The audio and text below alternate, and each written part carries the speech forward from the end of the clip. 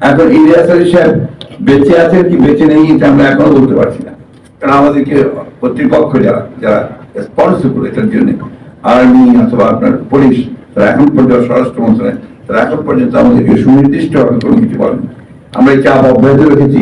আমরা পরিষ্কার ভাবে জানতে চাই যে ইলিয়াস আলী আমাদের মধ্যে আছেন কি নেই, কারণ তার পরিবার এখনো সেই জিনিসটা না জানার পরে তারা যে তাদের একটা রিলিজিয়াস ব্যাপার আছে, তাদের সাংসারিক ব্যাপার আছে, তাদের বৈষয়িক ব্যাপার আছে, সেগুলো কোনটাই তারা সমাধান করতে পারছে।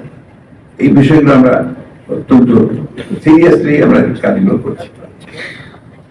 কোশ্চেন নিয়ে আসার জন্য হ্যাঁ, এই ধরনের একটা আপনার গসিপ আছে। তবে আপনার আমি একটা জিনিস বলি, ঘটনা একদম ঘটছে না তা না।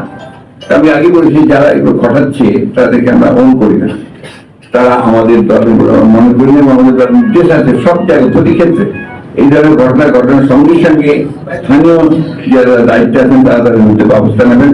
আমরা কেন্দ্রীয় ভাবে ব্যবস্থা নেব এবং তাকে পুনর্দিতে আইন শৃঙ্খলা রক্ষাকারী বাহিনীর আছে, এটা আমাদের স্পষ্ট ঘটনা আছে। কিছু হচ্ছে যে কোনো বিপ্লবের পরে আপনার এই ধরনের কিছু কিছু ঘটনা ঘটে, আমি ডিফেন্ডিং বাট এটা ঘটে, এটা বাস্তবতা। ওইখান থেকে আমাদের দায়িত্ব হচ্ছে যে সবাই সমাজের সর্বস্তরের মানুষকে নিয়ে প্রতিরোধ সৃষ্টি করা যায়। যারা ফ্যাসিবাদের বিরুদ্ধে রুখে দাঁড়াতে পারে, যারা পুলিশ এবং অন্যান্য আইনশৃঙ্খলা বাহিনীর বুড়ের সামনে বুক পেতে দিতে পারে, তার এই ধরনের ছোটখাটো বিষয়গুলো কন্ট্রোল করতে পারবে না, এটা বিশ্বাস করি না। কিন্তু দরকার সেটা হচ্ছে আন্তরিকতা, রাজনৈতিক কমিটমেন্ট। সেই কমিটমেন্ট বিএনপির আছে।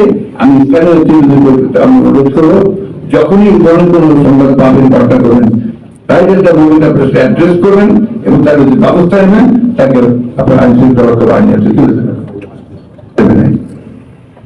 আপনার এই দুর্ঘটনা ঘটেছে, সুতরাং আমরা যেতে চাই এই সরকার অবশ্যই জনগণের সমর্থিত সরকার এবং আমরা সমর্থন করছি, কিন্তু এটা ইন্টারিম গভর্নমেন্ট, সুতরাং এটাকে তার কাজগুলো করে দ্রুত পার্লামেন্টে যেতে হবে, ইলেক্টেড পার্লামেন্টে।